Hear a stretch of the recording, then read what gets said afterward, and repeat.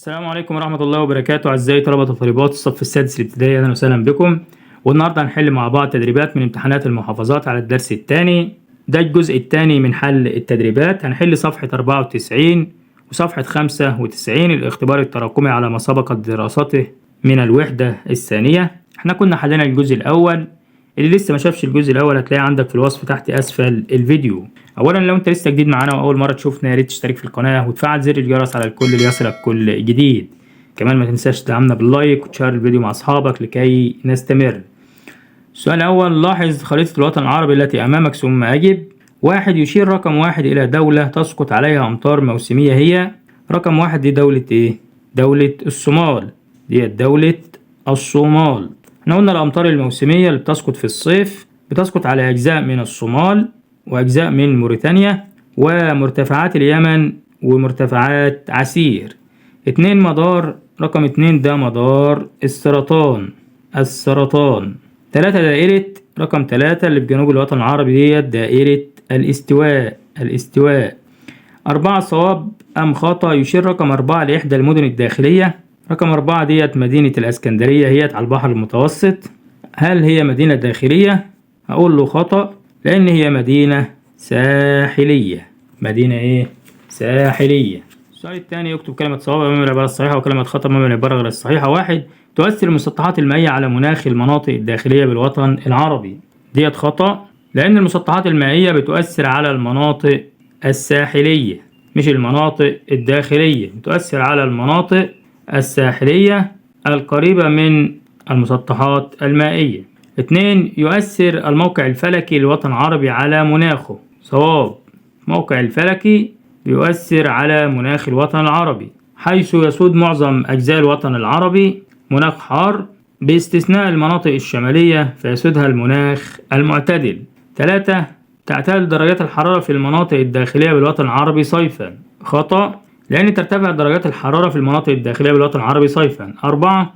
يقل تأثير المسطحات المائية على مناخ الوطن العربي لاتساع مساحتها. ديت برضو خطأ، لأن يقل تأثير المسطحات المائية على مناخ الوطن العربي لضيق مساحة المسطحات المائية. 5. قد يؤدي سوء الأحوال الجوية إلى إلغاء رحلات الطيران. صواب. السؤال الثالث: اختر الإجابة الصحيحة مما بين القوسين. 1. المناطق القريبة من المسطحات المائية يكون مناخها أكثر اعتدالا ومطرا. يبقى المناطق القريبة من المسطحات المائية المناخ بتاعها بيكون أكثر اعتدالا ومطرا. 2. تهب على الوطن العربي شتاء رياح شديدة البرودة قادمة من شديدة البرودة يبقى من قارة أوروبا.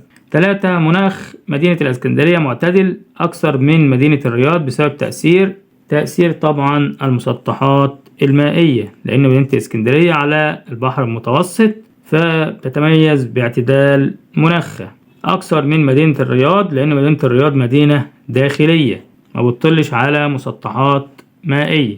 4. تسقط أمطار موسمية صيفية على دولة اليمن. يبقى الأمطار الموسمية الصيفية تسقط على اليمن، مرتفعات اليمن والحجاز وأجزاء من الصومال وموريتانيا. السؤال الرابع: بما تفسر ارتفاع درجة الحرارة صيفا على جنوب الوطن العربي. ليه؟ هقول له بسبب تعامد أشعة الشمس على مدار السرطان. بسبب تعامد أشعة الشمس على مدار السرطان. يبقى بسبب تعامد أشعة الشمس على مدار السرطان وقرب المناطق الجنوبية من دائرة الاستواء. السؤال الخامس: ما النتائج المترتبة على 1. انخفاض درجة الحرارة على قمم الجبال. انخفاض درجة الحرارة أدى إلى تكون الثلوج. يبقى أدى إلى تكون الثلوج. 2. تعامد الشمس على مدار الجدي في فصل الشتاء بالوطن العربي أدى إلى اعتدال درجة الحرارة على معظم أنحاء الوطن العربي وتكون أشد برودة على بعض الأجزاء الشمالية والمناطق الجبلية وسقوط الأمطار خاصة على المناطق المطلة على البحر المتوسط.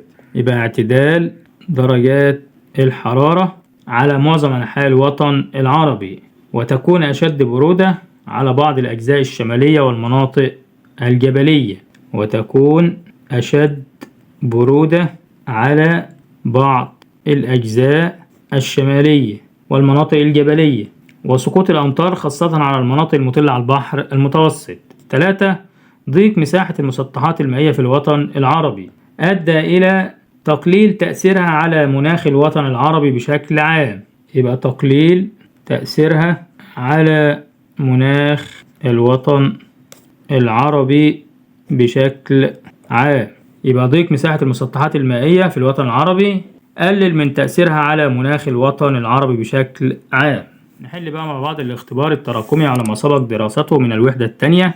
السؤال الأول: لاحظ خريطة الوطن العربي التي أمامك ثم أجب. 1 البحر، رقم 1 اللي في الشمال ده البحر المتوسط، يبقى البحر المتوسط. 2 يشير رقم 2 إلى مدار، رقم 2 ده مدار السرطان، يبقى 2 مدار السرطان. 3 يشير رقم 3 إلى دائرة الاستواء. 4 صوب تكونت الجبال، رقم 4 نتيجة للحركات الانكسارية.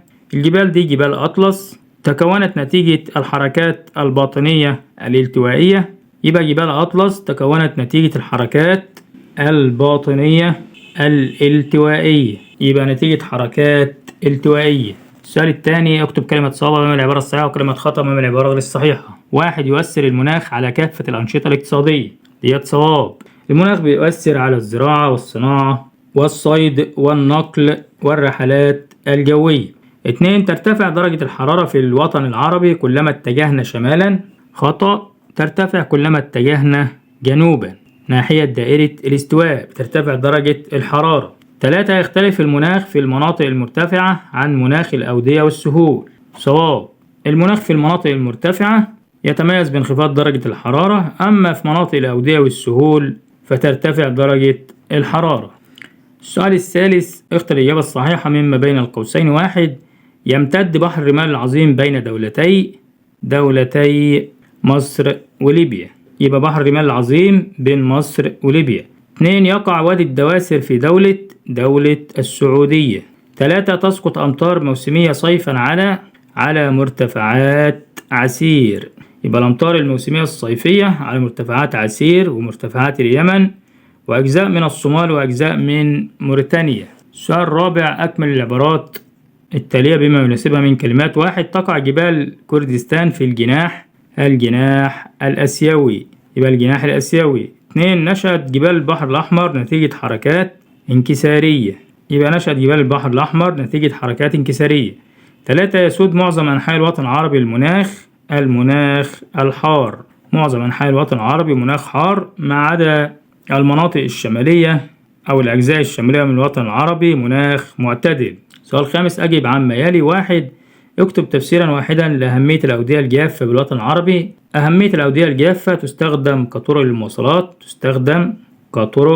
للمواصلات ويسهل منها الحصول على المياه الجوفية، يبقى تستخدم كطرق للمواصلات ويسهل منها الحصول على المياه الجوفية. 2 ما العلاقة بين اتجاه المرتفعات وتوزيع كمية المطر؟ هقول له يؤثر اتجاه المرتفعات على كمية المطر حيث تسقط أمطار غزيرة على منحدرات الجبال المواجهة للرياح المحملة ببخار الماء، يبقى تؤثر المرتفعات في كمية المطر حيث تسقط أمطار غزيرة على منحدرات الجبال المواجهة للرياح المحملة ببخار الماء، وتقل على الجهات الداخلية للمرتفعات، يبقى وتقل على الجهات الداخلية للمرتفعات. تاني: حيث تسقط أمطار غزيرة على منحدرات الجبال المواجهة للرياح المحملة ببخار الماء، وتقل الأمطار على الجهات الداخلية للمرتفعات. وبكده نكون وصلنا إلى نهاية حل تدريبات من امتحانات المحافظات على الدرس الثاني والاختبار التراكمي على ما سبق دراسته من الوحدة الثانية. وأشوفكم في فيديو جديد. كان معكم معلم خبير في مادة الدراسات الاجتماعية مستر أحمد زغلول، والسلام عليكم ورحمة الله وبركاته.